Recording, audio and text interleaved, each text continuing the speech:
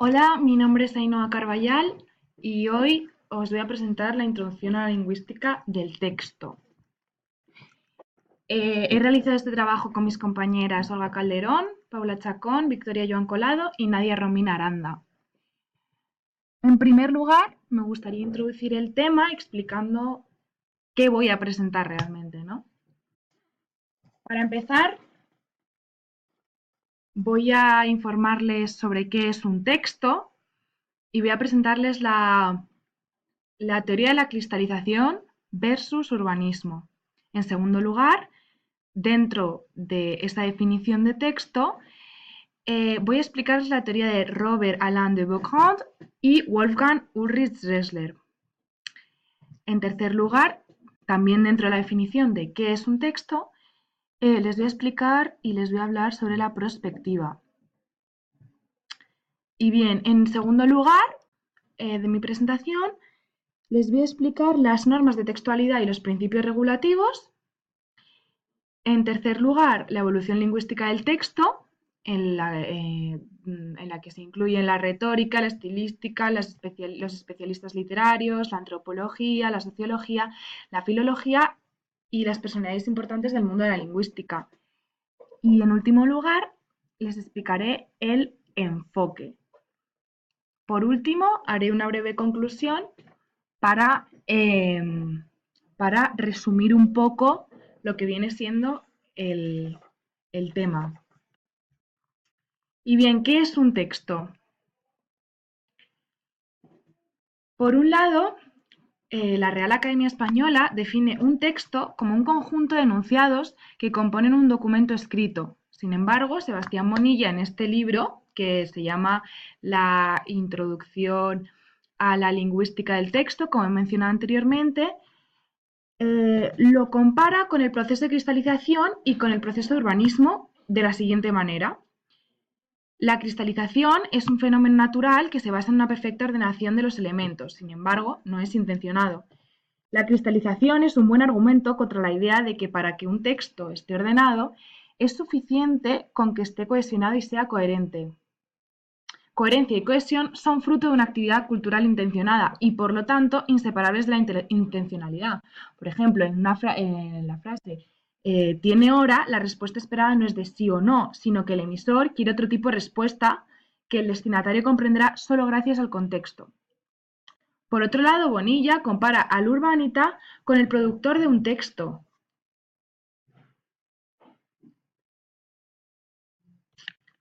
El urbanita debe señalizar todo lo necesario para que el transeúnte recorra adecuadamente las calles, para que el coche circule como es debido, etc. De la misma manera que un escritor debe guiar a su lector con conectores y marcadores discursivos para que la lectura sea eficaz y el mensaje llegue correctamente.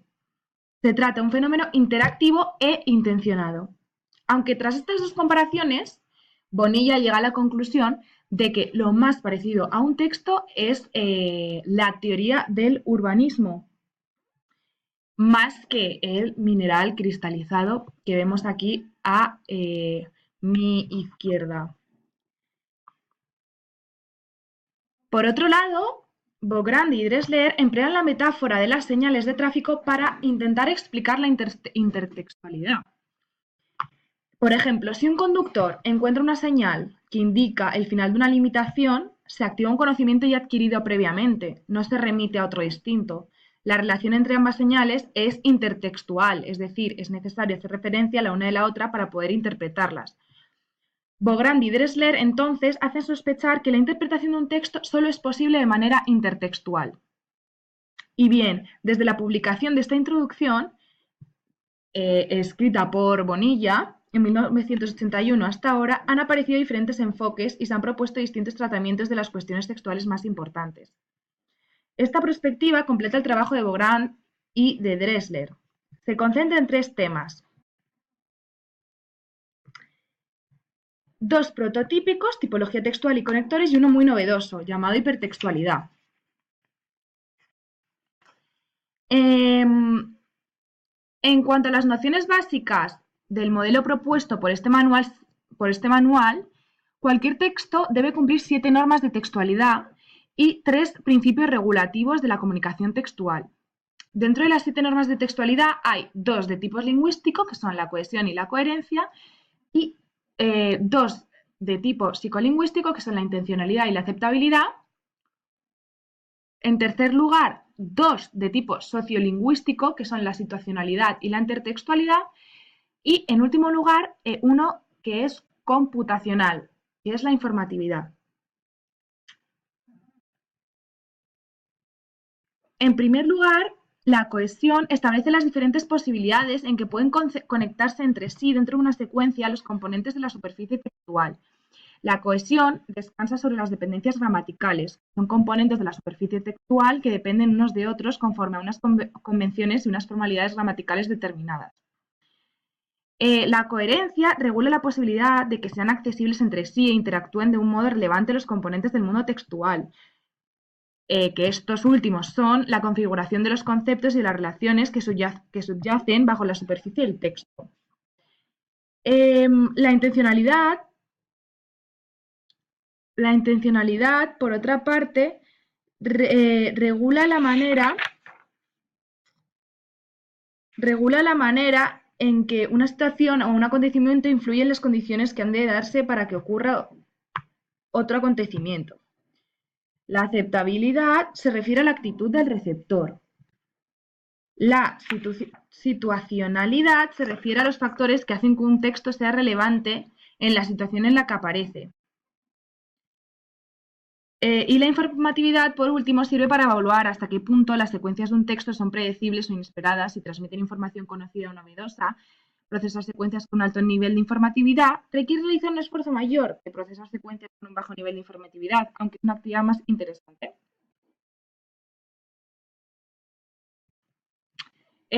Los principios regulativos, por otra parte, son la eficacia, la efectividad y la adecuación. La eficacia se basa en que los interlocutores reciban el mensaje sin casi esforzarse.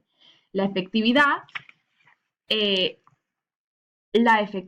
consiste en el grado de impresión que produce el texto en sus receptores. Y la adecuación es el equilibrio óptimo entre el cumplimiento de estos criterios de textualidad y además la satisfacción de la demanda comunicativa. ¡Joder!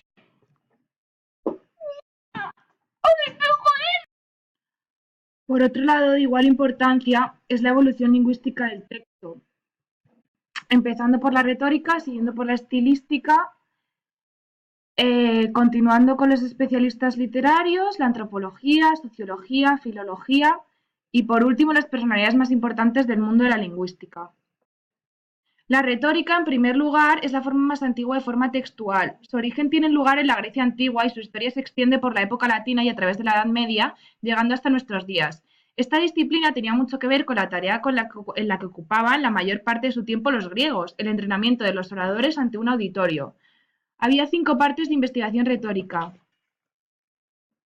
La inventio, que era cuando se seleccionaban las ideas, la dispositio, que consistía en ordenar las ideas, la elocutio, seleccionaba las expresiones apropiadas para las ideas, la memoria, que era el proceso en el que se dedicaban a memorizar el discurso, y por último la deliberatio, que es una situación que es la situación efectiva del habla en sí. Por otro lado, la estilística surgió cuando Quintiliano, un teórico de la antigüedad del siglo I después de Cristo, identificó 4 cualidades estilísticas.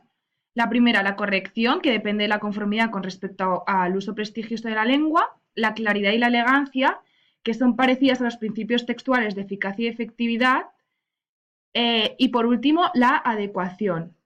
Últimamente se ha utilizado la lingüística para descubrir y describir estilos, a pesar de la variedad de enfoques. Casi todos los trabajos en este campo se basan en la convicción de que el estilo es el resultado de una determinada elección entre opciones diversas que se ha realizado durante el proceso de producción de un texto o de una serie de textos. Es por esto por lo que se puede estudiar el estilo de un texto aislado, los textos de un único autor o los textos históricos de un periodo concreto. El estilo solo puede definirse realmente si se tienen en cuenta las operaciones que han llevado a cabo los productores y los receptores de los textos. Los especialistas literarios, ¿a qué se dedican? Y bien, los especialistas literarios o especialistas en literatura se dedican a describir los procesos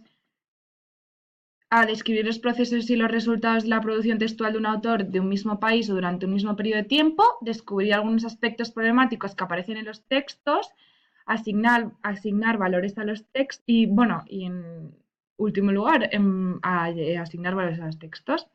Para realizar estas tareas de la forma más acertada posible, se ha fomentado la aplicación de métodos lingüísticos en los estudios literarios. En referencia a ello, la lingüística del texto intenta ir más allá de las estructuras y preguntarse cómo y por qué se construyen y se utilizan los textos.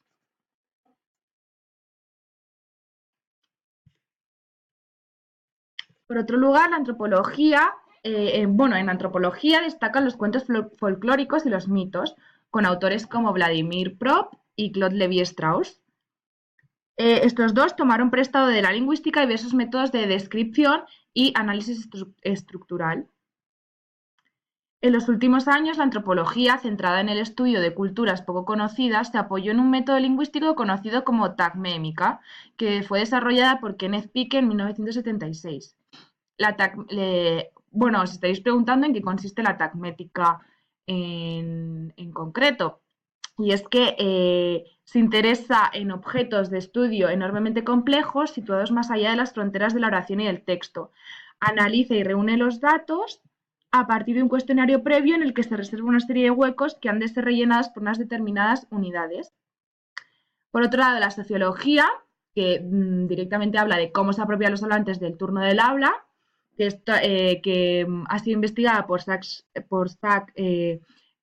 Segloff y Jefferson en 1974, perdonad mi pronunciación, y la filología, que es una disciplina precursora de la lingüística moderna en general y la ciencia del texto en particular. Las personalidades más importantes son las que veis aquí, que son Pike Koch-Heger, Kaci Fodor, Karl Erich Eidolf, Horst Isenberg, Janos Petofi, Van Dijk, que trabajó con Walter Kintz, Igor Melkuk. Podría mencionar todos los trabajos que han realizado cada uno de ellos, sin embargo, me quedo con que Kaci Fodor, que han enfrentado un texto como una oración de gran longitud construida por una conjunción de periodos. Pike, Koch y Heger, que por su parte definieron el texto como una unidad mayor que la oración. Por otro lado, Janos Petofi, que revisó la teoría estándar que establece, mientras que el hablante iniciaría su actividad a partir del significado y posteriormente crearía un patrón sintáctico secuencial para producir el texto. Y Van Dijk, que justificó la necesidad de crear una pragmática textual argumentando la existencia de problemas textuales. Por último,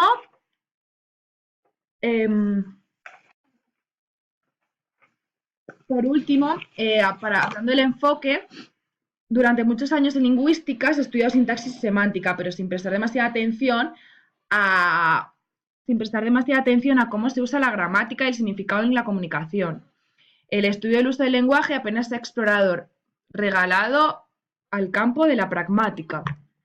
En un enfoque procedimental, sin embargo, se describen todos los niveles lingüísticos en relación con su uso comunicativo. En este tipo de enfoque se considera que el campo de trabajo genuino de la pragmática es el estudio de los planes que proyectan y de las metas que se fijan los hablantes.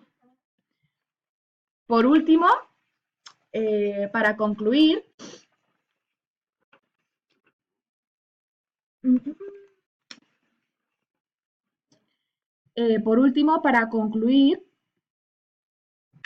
me gustaría decir que casi con seguridad de que todos los modelos y las gramáticas textuales han hecho algún uso de la noción de transformación, aunque no se trate del mismo uso del concepto de Chomsky, pero también me gustaría destacar la importancia de las 7 normas de textualidad y el hecho de que un texto no es un texto, sino cumple esas 7 normas y con esos principios reguladores de los que he hablado. Muchas gracias y espero que les haya gustado mi exposición.